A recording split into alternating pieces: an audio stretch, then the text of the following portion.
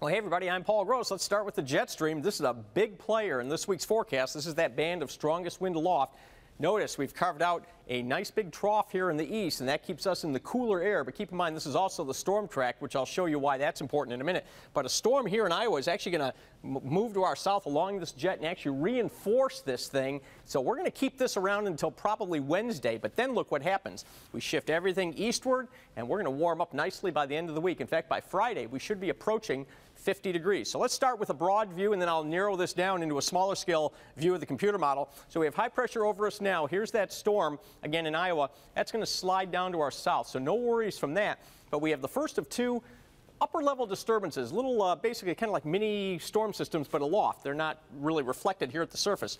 We're fine for the Monday morning rush hour, but watch, as this approaches during the afternoon, snow squalls break out. So some of us just get a snow shower. Some of us get a heavier squall tomorrow afternoon in time for rush hour. So we'll have to keep an eye on those. But once this thing moves through, things quickly wind down for tomorrow night. What happens from this? Maybe a ½ inch to an inch of snow in the heaviest areas. Then we have the second one that comes down on Tuesday, again starting out dry. Then we get some snow showers during the day. And I don't think quite as numerous as what we're going to see on Monday, but still we'll get some. And then that thing will move out. And here's a closer view now, because I want to help time you out with the snow. So again, today we're no problems. We have plenty of sunshine, a few clouds in the afternoon. But as we get into late tonight, the clouds increase, maybe a little partial sun to start Monday.